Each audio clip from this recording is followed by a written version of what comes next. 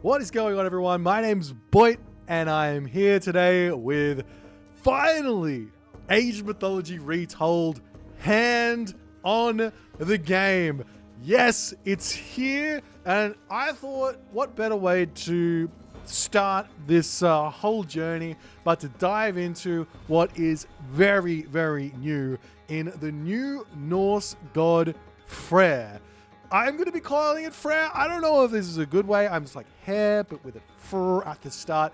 This is the god of fertility and kingship. If you guys have a better pronunciation than Freyr, let me know. But I'm going to lock that one in for now. I'm not going to be calling it Freyr. This is obviously Freyr over here, who is the first minor god here. But before we jump into that, let's take a look at the overall unique bonuses for this new god. His focus is on technology and defense.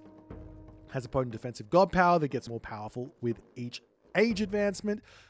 Technologies cost minus 50% food, wood, gold, so minus 50% resources, but takes 150% longer to research. So a really, really interesting mechanic here.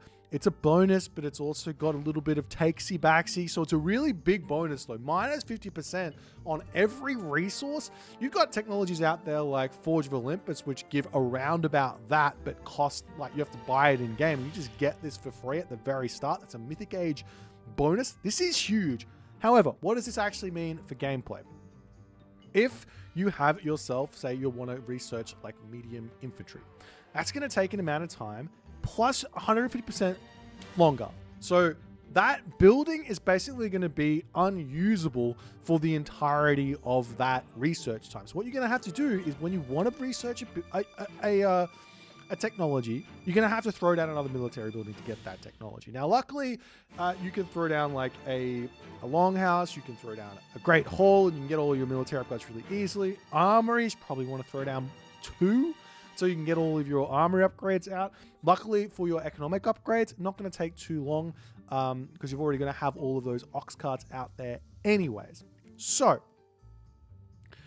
it'll be interesting to see how this is going to work, whether or not grabbing those economic upgrades really nice and early, just like Gaia does, is going to be the stock standard play, or if needing to rush that classical age out and just getting them a little bit later is going to be the stock standard. So we'll have to wait and see how the meta develops there. He also gets the hill forts and hill fort units, plus 10% bonus damage.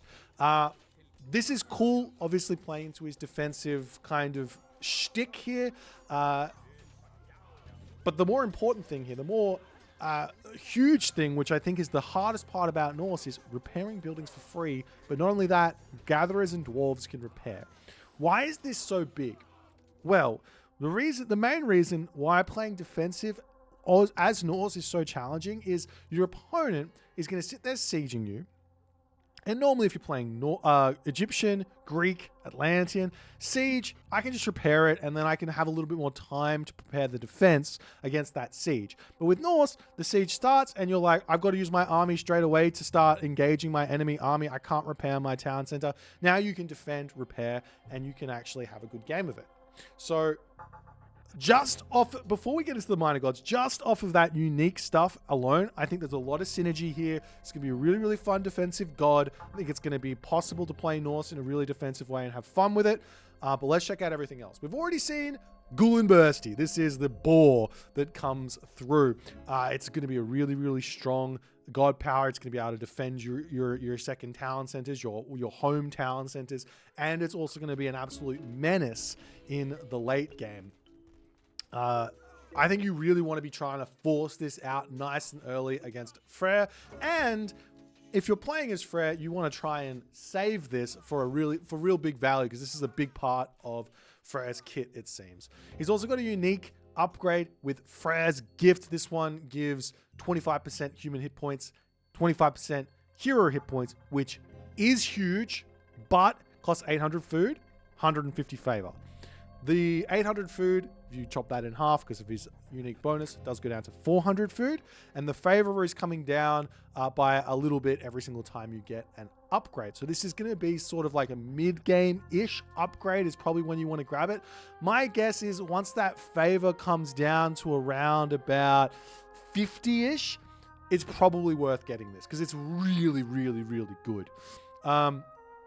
So Freyr does have access to Freyr, which is going to be really, really good because I think that this god is, it's basically, but this god basically unlocks Norse a lot of the time. So it allows you to play, have some early pressure, put early pressure onto your opponent, put them on the back foot with the Valkyrie and everything else that comes with the faster cavalry, all of that good stuff. So he's still got access to Freyr, and that's still going to be some strength for him. But more importantly, he does have Ulla. And if you're going to go through Ulla, obviously this is God of Oaths and Archery, focused on long house units and defenses.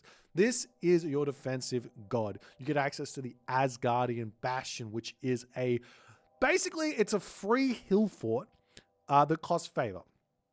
It doesn't cost favor the first cast. Every cast after that is going to cost you 100 favor or more, unless you research the upgrade Ring Oath. This is really, really cheap. Only takes 13 seconds to train. You have to add on the 150% tech train to get to kind of calculate that, but it takes off 60% of that favor down to 40 favor. So it's very, very cheap with this upgrade. So really, if you're going to cast, Asgardian Bastion twice, you really want to get yourself Ring Oath. So it's going to cost you around about 50 favor to get that second fortress out, and then you can just, or hill fort out, and then you can just keep on pumping them out throughout the game. You also get access to the Draugr. This is a really, really fun unit. Its arrows shoot straight through army. So you want to line the units up and try and make sure your arrows go straight through as many different units as possible. So lots of little mini micro games with this unit. It's going to be a lot of fun. Valgalder. It's just an upgrade which is going to boost your Draugrs. If you make a lot of them, you probably should get this. It's going to make you do a lot more damage. You've got Servants of Glory here. This upgrade is huge. If you guys remember on the Titans when the balance team gave Hades an extra 5% movement speed on the Toxotes, this is an extra 5% on not just the Toxotes, but it's also Throwing Axeman, Berserk. Well, you don't have Toxotes. So it's Throwing Axeman, which is like a Toxotes, Berserk, and Herbman. So this is a lot of movement speed here. It's going to be really nice for those Throwing Axemen to retreat away. Or not even just retreat away, but shoot and scoot as well. And you get Dalier.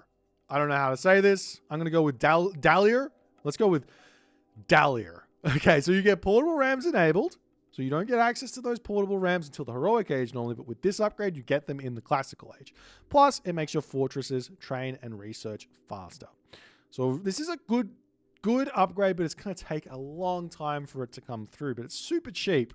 So my guess is if you're ever going to use this, you throw the fortress down at some point in an extended classical fight. You'll grab this because you need to push through some defenses, and then you can make that work. Okay, so Freyr also has Bragi. So it's weird. This is a defensive god, but they're trying to allow you to have access to some aggression if you want to do it. So you don't have to play into this defensive completely. You can go both ways. So you can go Bragi, you can get flaming weapons, you can have the fun with it. And then you can also get Ghoul and Bursty plus the Battle Ball, which is only fitting. Following that, we've got the Aegir god. I'm going to go with Aegir. If I say anything wrong, I'm sorry. You get access to Tempest. So Tempest is kind of like a mini Frost in that it's going to slow your opponent's units down, it's going to slow their DPS down, and you're going to be able to win fights with it. So this is going to be a combination god power. You want to attack with your army, you want to use Tempest, and you want to get the value where that's concerned. You also get the Rock Giant. This giant is really, really cool. He has a taunt ability, which means if your opponent comes in and attacks you, you can use that taunt ability. It makes the giant nice and strong, and all of the enemy units are going to target that giant. So basically reducing their DPS down substantially in the fight. Also, he's got the upgrade Granite Maw, which is incredibly cheap, but more importantly, it allows the Rock Giant to eat buildings. What does this mean? It means that it's going to be healing as it eats buildings. So how do you kill this mammoth of a unit while it does that? I don't know. It's going to be a challenge. We'll have to wait and see. Then we have Feasts of Renown. This one is really, really good. It makes your town centers heal. It makes your fortresses heal. It also gives you food gather rate. So you're basically going to be able to get this one. So I would imagine as soon as you hit the heroic age, you want to get Feasters of Renown out of your Asgardian Bastion, because it does take a long time to research. That's 100 seconds, so it's going to be like 250 in-game seconds. But it's going to get you the extra food gather rate there, but more importantly, healing. So it means that it's going to be even harder to push in and kill you while you're under your hill fort, because all your units are going to be getting healed. So really, really strong technology here, though it does take a long time to train. Then we've got the 9 waves. This is boosting your hero siege weapons damage and speed, so a nice little boost to those. And Grasp of Ran.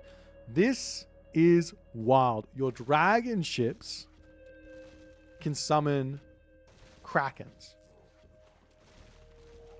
All right, so our worries have been answered. When we get to the Mythic Age, Freyr doesn't have access to Balder. He's got access to Hell. And this is a really, really good decision from the developers. If you make a defensive god for Norse and give them Ragnarok, you are forever trying to balance God playing into his playstyle while also trying to deal with Ragnarok killing everyone, because you can't do any damage to a defensive god, right? So instead of giving them Balder, this is Hell. And I love this because now it's not just Loki that gets Hell. You get two gods get to have this minor god. Lots more Nidhogg's are going to be able to be seen. It's such an epic unit. You got the Fire Giant, you got the Frost Giant, you got the Mountain Giant, you got Rampage, and Granite Blood also affects the Rock Giant because they're all giants. So you could get yourself Granite Maw, and then you can get yourself Granite Blood, and then this unit is going to be a menace to deal with in the late game. Anyways, more importantly, Vidar. Vidar is the other option here, and you get something I've been begging for Norse to have for so long. I've been wanting this to be like the god power which replaces Ragnarok in a way. It's an aggressive, destructive god power, Inferno. Targets a fiery path of destruction. The Great Wolf Fenrir will emerge in charge and engulf enemy enemies in flames. It's an absolute huge power spike for Norse to just break through anything that's causing them problems when they hit the Mythic Age. It's always one of the hardest points in the game for them, and it's going to be a really big thing. Not only that, they get Fafnir, which is now the new strongest myth unit in the game stats-wise. But there is a caveat here. If this unit dies, your opponent gets 300 gold. All right. Next, we got Twilight of the Gods. Let's move across to the tech tree here to find these ones because it's a bit challenging to read them there. So we'll go down the bottom. We got Twilight of the Gods here, which is going to boost your human soldiers' hit points as if they're already not getting boosted any more from Freyr's gift. You've also got Silent Resolve here. Berserk enables idle damage, bonus action, all the good stuff here. This is actually kind of crazy. So Vidar's Stoic Silence inspires your Berserks to gather strength when idle. So what this means is, as they stand still, they get more DPS. As they move, they lose that DPS, and they do not gain any DPS while fighting. Fury of the Fallen. We've got Vidar grants Berserks a temporary boost whenever a nearby Berserk dies. I could imagine if you have like 30 Berserks in your army, someone uses like Curse and like a whole bunch die, you get a huge spike of damage. That could be cool. That could be very, very cool. Now we move over here. We do have Avenging Spirit. This is for your Herser, and it basically gives your Herser like the Hydra mechanic. More damage it deals, the more damage it's going to be able to do. So your Herser are getting much bigger and bigger and bigger. So yeah, that is Freyr. I'm excited to see this one. Let me know what you guys think, and I'll see you guys in the next game.